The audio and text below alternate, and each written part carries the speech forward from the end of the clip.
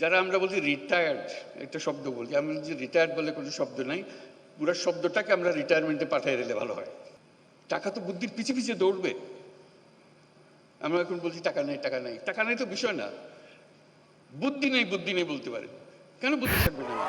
বুদ্ধি থাকলে দেশ আর দুনিয়ার সীমা রেখা এখন আর নাই।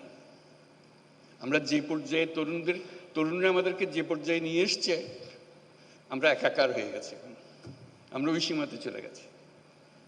কাজে সেই সীমাতে আমাদেরকে সেই তরুণরা, তখন এটা আন্তর্জাতিক হবে, আন্তর্জাতিক তরুণরা দেখতে আসবে বাংলাদেশের তরুণরা কি করছে, বাংলাদেশের তরুণরা কি করছে, বুদ্ধি নিতে আসবে, শিখতে আসবে, উৎসাহ নিতে আসবে, জয়েন্ট ভেঞ্চার করতে আসবে। আজকে যে ঘরে বসে করছে সেটা দেখা যাবে যে আন্তর্জাতিক ব্যবসাতে পরিণত হয়েছে। এটার কোনো তফাৎ নেই।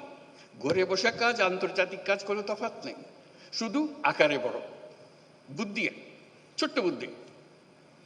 একবার যদি বুদ্ধিটা খেটে যায় তাহলে এটা সারা দুনিয়ার জন্য খেটে গেল। উবার ধরেন একটা বুদ্ধি, এটার জন্য দুনিয়া লাগে না তো, একজন হলে হয়ে যায়। কিন্তু যেই একজনে কাজ করেছে এটা সারা দুনিয়া থেকে কাজে লেগে গেছে, বিরাট কোম্পানি হয়ে গেছে। কাজে এই যে কাজটা করছে সে ছোট্ট একটা জায়গায়, আপনি তার ছোট ছোট জায়গা বন্টন করে দেন, সে শুধু দেখাবে, বোঝাবে কি, কত বিনিয়োগকারী আসবে তার কাছে, বল চলেন আমরা সঙ্গে ব্যবসা করি। এই তো মেলার উদ্দেশ্য, যোগাযোগটা করে দেওয়া, খাপে খাপে মিলিয়ে দেওয়া। তা আমরা সেরকম ভাবে তরুণ তরুণীদের করতে পারি, বয়স্কদের করতে পারি। যারা আমরা বলছি রিটায়ার্ড, একটা শব্দ বলছি, আমি বলছি রিটায়ার্ড বলে কোনো শব্দ নাই, পুরো শব্দটাকে আমরা রিটায়ারমেন্টে পাঠিয়ে দিলে ভালো হয়। বসুন্ধরা টিস্যুতে ছাড়ের ছড়াছড়ি। বসুন্ধরা টিস্যু নিয়ে এলো নিশ্চিত ছাড়।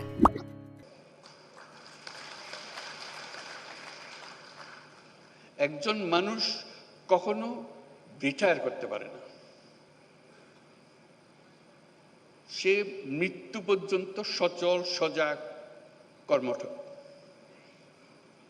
তার আগে সে থামে না।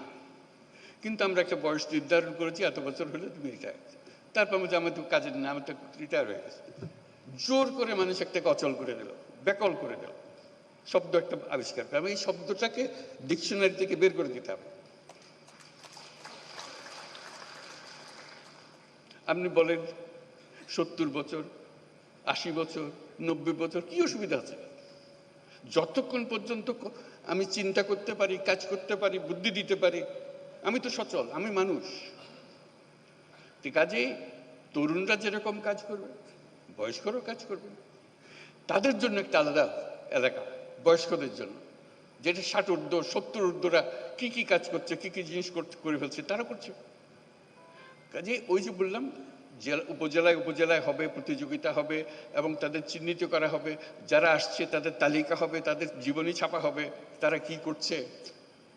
তারপর তাদের দেখতে আসবে সবাই, দলে দলে আসবে, সারা দেশ জুড়ে আসবে, বিদেশ থেকে আসবে, কে কি করছে। আপনাদের বহু ঘটনা জানা আছে, আমার বলার দরকার নেই। কাজে ওইটাই হবে মেলা, যেটা বাংলাদেশের মানুষকে এই যে বাচ্চা স্কুলে যাচ্ছে সেও বলে যে ওটা দেখে এসে মা আমি ওটা পারবো, আমি এর চেয়ে ভালো পারবো। সে ক্লাস 7-এর ছাত্রী, সে ক্লাস 7-এর ছাত্র, তার মাথায় বুদ্ধি এসছে, করুক না, অসুবিধা কি?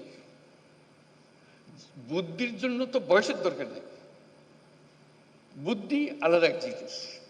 সে 100 বর্ষ বয়সী মানুষের কাছ থেকে আসতে পারে, 5 বছরের বাচ্চা থেকেও আসতে পারে, আসুক না। এইগুলো দেওয়াটাই হলো এই মেলা। কাজে আমরা এই মেলা আজকে আমরা দেখব, মেলা আমাদের উৎসাহিত করবে, কিন্তু ভবিষ্যতের মেলা সারা দেশ জুড়ে হবে, জায়গায় জায়গায় হবে। এবং এটা হলো চূড়ান্ত মেলা, সবাই আসবে, দেখতে আসবে, বুঝতে আসবে, শিখতে আসবে, বিনিয়োগ করতে আসবে। এখানে যারা দেখতে আসবে তাদের অর্ধেকাংশ হলো যারা বিনিয়োগ করতে চায়, সঙ্গী খুঁজতেছে, কোন ব্যবসাটা সে ধরবে, কোন ব্যবসাটাকে নিয়ে সে এগিয়ে যাবে। বুদ্ধিটা তো বিরাট সম্পদ, টাকার চাইতে অনেক বড় জিনিস। টাকা তো বুদ্ধির পিছে পিছে দৌড়বে। আমরা এখন বলছি টাকা নেই, টাকা নেই, টাকা নেই তো বিষয় না, বুদ্ধি নেই বুদ্ধি নেই বলতে পারে, কেন বুদ্ধি থাকবে না আমাদের? বুদ্ধি থাকলেই টাকা। কাজে আমরা চাই আমাদের তরুণ তরুণী, বয়স্কা যত আছে সবাই তার এই যে স্বতঃস্ফূর্ত